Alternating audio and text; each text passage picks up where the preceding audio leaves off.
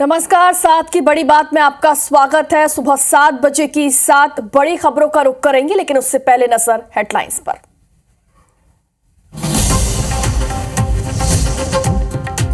बीजापुर मुठभेड़ में 17 नक्सलियों के मारे जाने की खबर। घटनास्थल से अब भी नहीं लौटे हैं जवान। रुक रुक कर अब भी मुठभेड़ जारी।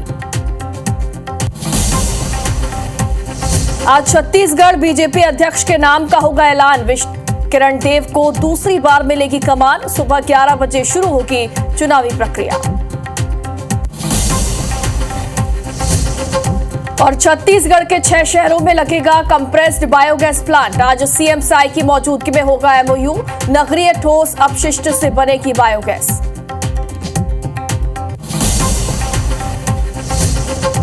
आज रायपुर में राज्य निर्वाचन आयोग की बड़ी बैठक। निकाय पंचायत चुनाव को लेकर होगी मीटिंग। कभी भी लग सकती है आचार संहिता। पार्वती नदी का पुल धंसने से भारी वाहनों की आवाजाही बंद। भोपाल राजगढ़ की सीमा पर है पुल। अधिकारियों ने पुल पर न जाने के दिए निर्देश। ग्वालियर में बदमाशों ने दुकान कर्मचारी से मारपीट कर की फायरिंग। फ्री में शराब नहीं देने पर हुआ विवाद। वारदात के बाद हुए फरार। नीमच में हिप्नोटाइज कर महिला से ठगी। सोने की अंगूठी और चेन ले गए बदमाश। सीसीटीवी में कैद हुई घटना। सिवनी में बाघ के हमले से बुजुर्ग की मौत। गाय चराने के लिए गया था जंगल। खवासा रेंज की घटना।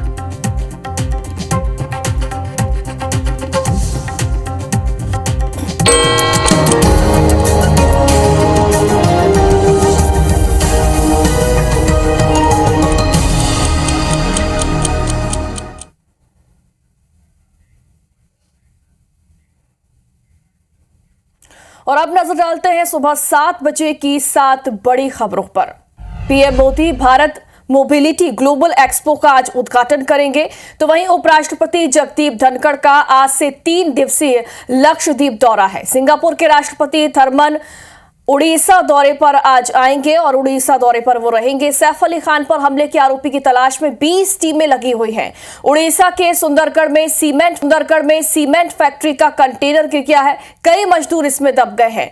तो वहीं और छठवीं खबर आपको बताते हैं, दुनिया के सबसे ताकतवर रॉकेट स्टारशिप की टेस्टिंग सफल हुई है और विराट कोहली के रणजी खेलने पर सस्पेंस अब भी बरकरार है। और अब बीजापुर से बड़ी खबर है। तेलंगाना बॉर्डर पर नक्सलियों से मुठभेड़ हुई है। सुरक्षा बलों और नक्सलियों के बीच ये मुठभेड़ हुई है। मुठभेड़ में 17 नक्सलियों के ढेर होने की खबर भी सामने आई। कल सुबह 9 बजे से ये मुठभेड़ जारी है। पुजारी काकेर और मारोड़ बारडा के जंगलों में ये मुठभेड़ हो रही है। 1100 जवान अब भी जंगल में मोर्चा संभाले हुए हैं। बीजापुर, सुकमा, दंतेवाड़ा डीआरजी के जवानों के साथ ये मुठभेड़ हो रही है। कोबरा आपको बता दें कि कोबरा बटालियन और सीआरपीएफ के जवान भी ऑपरेशन में शामिल हैं। ऑपरेशन में गए जवान आज वापस आ सकते हैं। मौके से भारी संख्या में हथियार होने की खबर भी सामने आई है। तेलंगाना बॉर्डर से लगे हुए इलाके में ये मुठभेड़ हो रही है।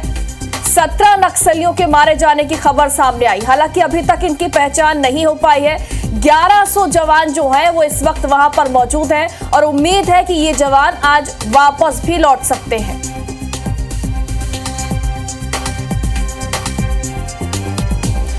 और बीजापुर से हमारे सहयोगी ज्यादा जानकारी के लिए संतोष तिवारी लाइव जुड़ गए हैं। संतोष, फिलहाल मुठभेड़ को लेकर क्या अपडेट है? क्या मुठभेड़ अब भी जारी है और जो 1100 जवान गए हैं वो आज वापस लौट सकते हैं? उनकी स्थिति क्या बनी हुई है? और जो 17 नक्सली हैं, क्या अब तक उनकी पहचान हो पाई है? जी, आपको बता दूं कि तेलंगाना से जो लगा हुआ बॉर्डर है बीजापुर जिले के पुजारी कांके में जो मुठभेड़ चल रही है, अभी भी अगर रुक रुक के जरूर चले क्योंकि सुरक्षा बल वापस नहीं लौटे, जिसको लेकर कहीं ना कहीं सुरक्षा की दृष्टि से पुलिस माओवादी अपने बचाव करने के लिए तो पुलिस अपनी जवाबी फायरिंग अपना करते रहते। रुक रुक के जरूर फायरिंग चल रही है, लेकिन पुलिस बल अभी तक वापस नहीं लौटी है। पुजारी कांके और वहाँ जो पुजारी कांके जंगलों में जो मुठभेड़ चली थी कल करीब 9 बजे से चली थी, जो रात भर चली थी और अभी भी रुक रुक कर चल रही है। हालांकि पुलिस बल वापस नहीं लौटी। पुलिस बल आज वापस लौटेगी। 17 माओवादी मारे गए, जिसमें AK-47 एसआर समेत कई हथियार बरामद होने की बात सामने आई है। आपको बता दें कि 17 माओवादी मारे गए, हालांकि उनकी शिनाख्त नहीं हुई। जरूर आज उनकी शिनाख्त भी करने की पूरी संभावना बताई जा रही है, क्योंकि आज सुरक्षा बल वापस लौट जाएगी। एक सफलता जो मिली है पुलिस को 2025 में नए साल में जो सफलता मिली, अहम सफलता के रूप में मानी जा रही है, क्योंकि 17 माओवादी मारे गए। इसके साथ ही बड़े जो हथियार है वो बरामद हुए, जिसको लेकर आशंका भी जताई जा रही है कि कोई बड़े माओवादी मारे गए होंगे। हालांकि इन सबके भी शिनाख्त नहीं है। शिनाख्त का जो सिलसिला आज चलेगा, प्रक्रिया जो है शिनाख्ती का प्रक्रिया चलेगा, इसी से कुछ समझ आ रहा है कौन माओवादी मारे गए, कितने बड़े लीडर है या किस किस घटना में शामिल थे और कितने लाख के इनामी, ये सब बातों का जो आज खुलासा हो पाएगा।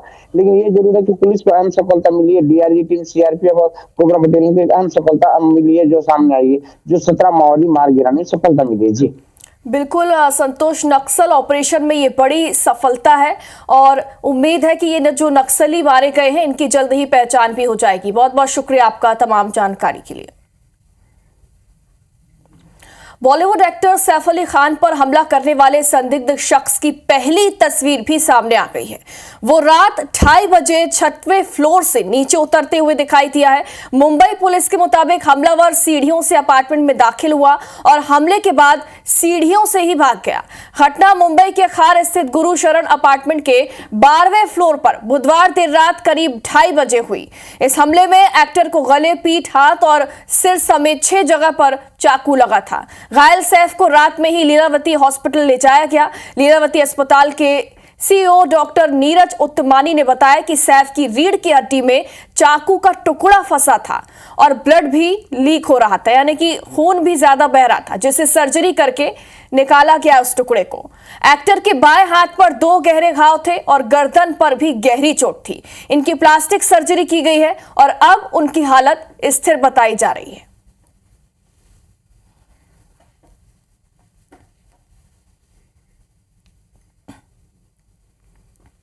मिस्टर सैफ अली खान का ऑपरेशन अच्छे से हो गया है।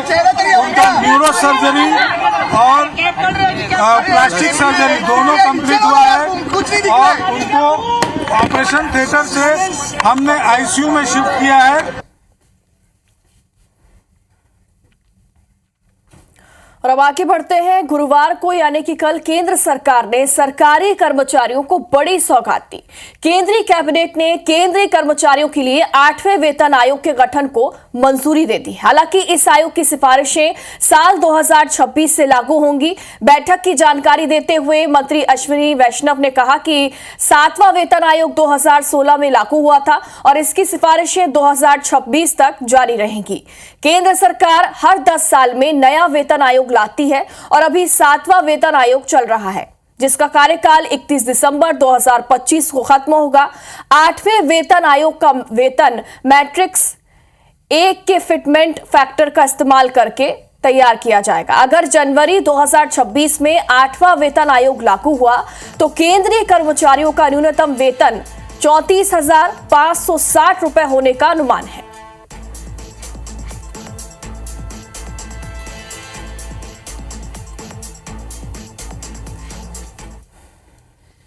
तो 2026 में इसका टर्म कंप्लीट होता है।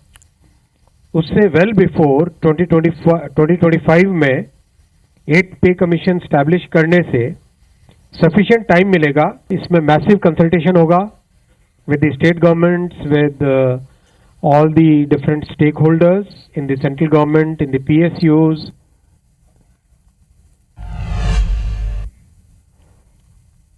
और छत्तीसगढ़ बीजेपी अध्यक्ष के नाम की आज घोषणा होने वाली है, यानी कि नाम तय हो चुका है और किरण सिंहदेव दूसरी बार बीजेपी अध्यक्ष बनाए जाएंगे। बीजेपी संगठन चुनाव अधिकारी विनोद तावड़े नाम की घोषणा भी करेंगे, यानी कि औपचारिक तौर पर नाम की घोषणा की जाएगी। सुबह 11 बजे से बीजेपी अध्यक्ष की चुनाव प्रक्रिया शुरू होगी। सीएम विष्णुदेव साय समेत सभी मंत्री इसमें शामिल रहेंगे।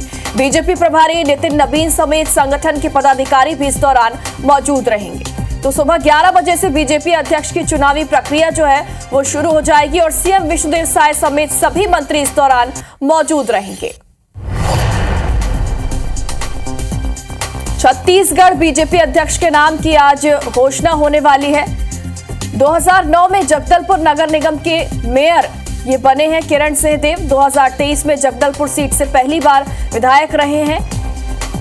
भाजपा युवा मोर्चा के जिला अध्यक्ष भी रहे हैं। तो ये इनका राजनीतिक करियर है। भाजपा के बस्तर जिला अध्यक्ष भी ये रह चुके हैं और अब फिर से एक बार बीजेपी अध्यक्ष बनने वाले।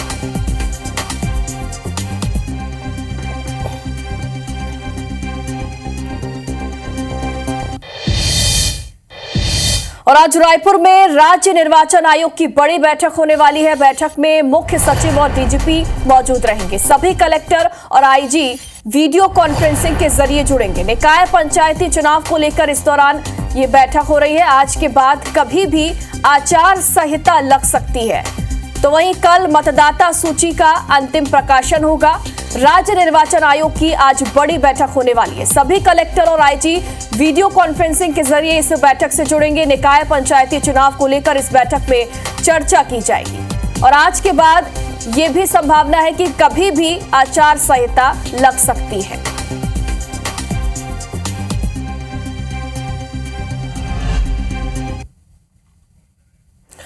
छत्तीसगढ़ में ओबीसी आरक्षण को लेकर भाजपा और कांग्रेस आमने सामने हैं। दोनों पार्टी खुद को ओबीसी हितैषी बताने में लगी हुई हैं। एक्स पोस्ट में कांग्रेस ने लिखा है कि बीजेपी ने ओबीसी को कुचलने की साजिश की है। साल 2019 में कांग्रेस सरकार में 7 जिला पंचायत अध्यक्ष के पद ओबीसी के आरक्षित थे, जबकि 2025 में बीजेपी सरकार में एक भी जिला पंचायत ओबीसी के लिए आरक्षित नहीं है। वहीं बीजेपी ने एक्स पोस्ट करते हुए लिखा कि कांग्रेस ओबीसी हितैषी बनने का सिर्फ ढोंग कर रही है। कांग्रेस की भूपेश सरकार में ओबीसी से केवल 3 मंत्री थे, जबकि आज साय सरकार में ओबीसी से 6 मंत्री हैं। तो वहीं बीजेपी ने लिखा कि 2023 के विधानसभा चुनाव में बीजेपी ने ओबीसी के 36 नेताओं को टिकट दिया था, जबकि कांग्रेस ने 31 ओबीसी प्रत्याशियों को टिकट दिया। बीजेपी ने कहा, संवैधानिक रूप से हो रही चुनावी प्रक्रिया में कांग्रेस जनता को बरगलाकर अपनी राजनीतिक रोटियां सेकना चाहती है।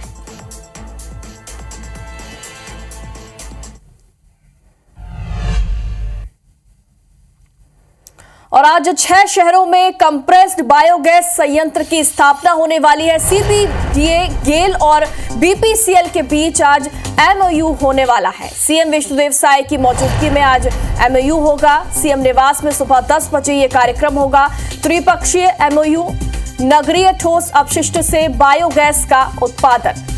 अंबिकापुर, रायगढ़, कोरबा, बिलासपुर, राजनांदगांव और धमतरी ये 6 शहर हैं जिसमें प्लांट की स्थापना होगी।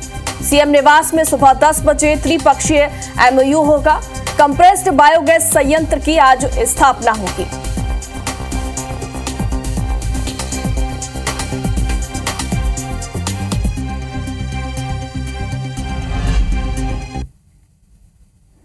और अब भोपाल का रुख करते हैं। यहां पर पार्वती नदी का पुल धंस गया है। बैरसिया नरसिंहगढ़ मार्ग पर भारी वाहनों की आवाजाही इस वजह से बंद हो गई है। बैरसिया एसडीएम ने मौके पर पहुंचकर जांच की है, जायजा लिया है। पुल के दोनों ओर बैरिकेडिंग की गई है और भारी वाहनों का रूट डाइवर्ट फिलहाल कर दिया गया है। आज एमपीआरटीसी के एक्सपर्ट भी यहां पर पहुंचेंगे और मौके का जायजा यहां पर लिया जाएगा। पार्वती नदी का पुल अचानक धंस गया है, इस वजह से भारी वाहनों का जो रूट है वो डाइवर्ट कर दिया गया है। भारी वाहनों की आवाजाही यहां से बंद कर दी गई है। आज एमपीआरटीसी के एक्सपर्ट भी यहां पहुंचेंगे और मुआयना यहां पर करेंगे कि किस वजह से ये स्थितियां बनी हैं।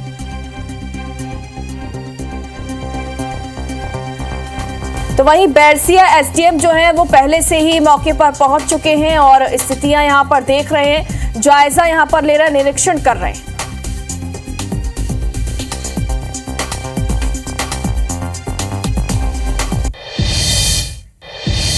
और नीमच में ठगी का एक अनोखा मामला सामने आया, जहां पर हिप्नोटाइज कर एक महिला से ठगी कर दी गई।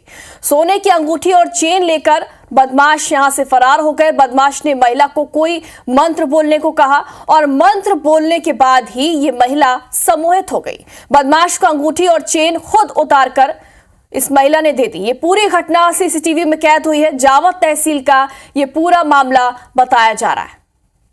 हिप्नोटाइज करके किस तरीके से यहां पर एक महिला को ठग लिया जाता है, उसे एक मंत्र बोलने के लिए कहा जाता है और जैसे ही ये महिला मंत्र बोलती है हिप्नोटाइज हो जाती है और खुद अपने जो जेवर है वो उतार कर बदमाश को भी दे देती है। पूरी घटना को आप देखिए, सीसीटीवी में ये पूरी घटना कैद हुई है। सोने की अंगूठी और चेन लेकर बदमाश यहां से फरार हो गए हैं। तो ठगी का ये अनोखा तरीका बदमाश अपना रहे हैं। अलग अलग तरीके आप देखते हैं और ये भी एक तरीका है, हालांकि काफी पुराना ये तरीका है। हिप्नोटाइज किया जाता है और इस तरीके से अपने झांसे में लेकर जो ठग हैं वो धोखाधड़ी को अंजाम देते हैं। अगर आपके पास भी कोई अनजान व्यक्ति आते हैं तो आपको बचने की जरूरत है।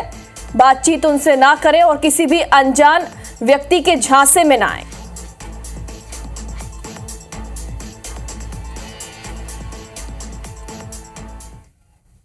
उड़ीसा से एक बड़ा अपडेट आपको दे दें। सुंदरगढ़ में बड़ा हादसा हुआ है। सीमेंट फैक्ट्री में कंटेनर गिर गया है। कई टन कोयले में कई मजदूरों के दबे होने की खबर भी सामने आई है।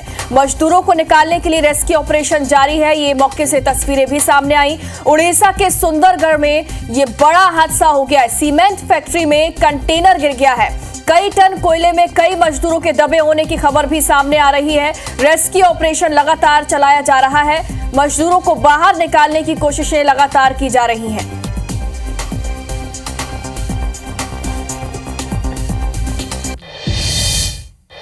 तो वहीं यूपी के आगरा में ब्लास्ट हो गया। बताया जा रहा है कि बेकरी कंपनी का बॉयलर अचानक फट गया। बॉयलर फटने से 13 मजदूर घायल हो गए। एक मजदूर की हालत गंभीर है। घायल मजदूरों को हालांकि अस्पताल पहुंचा दिया गया है। ये विस्फोट के बाद की तस्वीरें हैं। बेकरी कंपनी का बॉयलर अचानक फट गया। बॉयलर फटने से 13 मजदूर घायल बताए जा रहे हैं। एक मजदूर की हालत गंभीर है। फिलहाल सभी को अस्पताल में भर्ती किया गया है।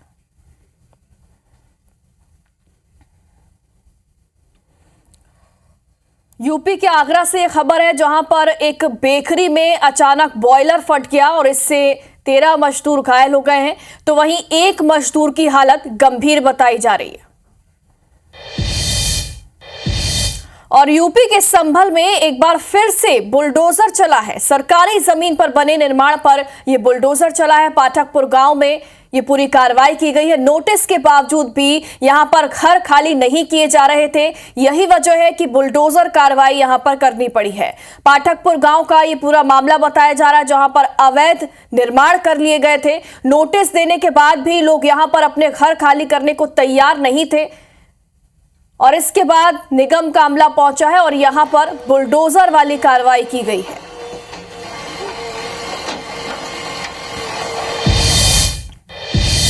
और ग्वालियर में बदमाश बेखौफ हो चले हैं। बदमाशों ने यहां पर फायरिंग की है। दुकान कर्मचारी के साथ मारपीट की गई और इस दौरान फायरिंग भी की गई। बताया जा रहा है कि फ्री में शराब की बोतल नहीं देने पर विवाद हुआ है। पूरी घटना सीसीटीवी में भी कैद हुई है।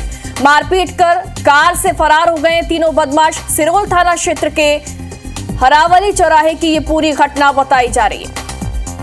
बदमाश के हौसले देखिए कि 3 बदमाश यहां पर हैं जो कि फ्री में शराब मांग रहे थे और जब इनकी मन की मुराद पूरी नहीं हुई तो इन्होंने दुकानदार के साथ मारपीट की और न सिर्फ मारपीट की बल्कि दहशत फैलाने के लिए यहां पर इन्होंने फायरिंग भी की है और इसके बाद मौके से फरार हो गए।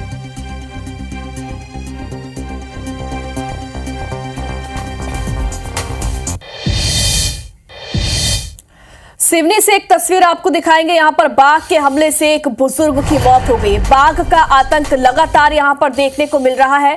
गाय चराने के लिए बुजुर्ग जंगल गया था। खवासा रेंज की यह घटना बताई जा रही है जहां पर बाघ के हमले से एक बुजुर्ग की मौत हो गई है। खवासा रेंज की घटना है। लगातार यहां पर बाघ का आतंक देखने को मिल रहा है। वन विभाग लगातार मुनादी भी कराता है लेकिन उसके बावजूद भी ये घटनाएं सामने आती हैं। गाय चराने के लिए एक बुजुर्ग गया हुआ था और इसी दौरान बाघ के हमले का वो शिकार हो गया और बुजुर्ग की मौत हो गई।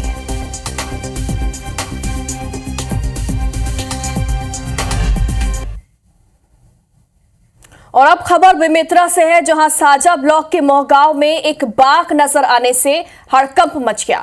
चश्मदीदों के मुताबिक 2 लोगों ने पेड़ पर चढ़कर अपनी जान बचाई। इधर सूचना पर वन विभाग की टीम तत्काल गांव पहुंची और बाघ की तलाश अब शुरू कर दी गई है। ग्रामीणों के मुताबिक 2 किसान अपने खेत में सिंचाई कर रहे थे और इसी दौरान उन्हें बाघ दिखा। दोनों ने मौके से भागकर हालांकि अपनी जान बचा ली। वहीं वन रक्षक ने बाघ के पैरों के निशान को मोबाइल में कैद कर लिया है। हम टाइगर देखेंगे। हाँ कतक दूर मेरे हिसाब से हमारे हिसाब से 15 फीट में रीस होगा। अच्छा हाँ दवाई छीतात रहे ओकर बाद बताई से हुआ जहन कन लकीर वाला देखे नहीं से करके बोला थी से ना हम गे हन देखे बार पेड़ के पास ना देखे हैं तो ढल के रीस में सोई रीस है। ओकर बाद हम पीर में गए जब दहाड़ीस ना तो हम पेड़ में चले ओकर बाद ना तुरंत हमारे पास ही से दहाड़त ओकर बाद रिटर्न हो गए। लोहावाठा में माननीय रविंद्र चौबे जी के फार्म हाउस में शेर देखा गया है। मैं मौके पर पहुंच करके अपने अन्य स्टाफ को भी बुलाया। इस समय ड्रोन के माध्यम से भी छानबीन जारी है। अभी तक कोई प्रकार की जानवर की उपस्थिति नहीं पाई। साथ की बड़ी बात में फिलहाल इतना ही। आगे देखिए हमर बानी हमर गोट श्रवण तंबोली के साथ। नमस्कार।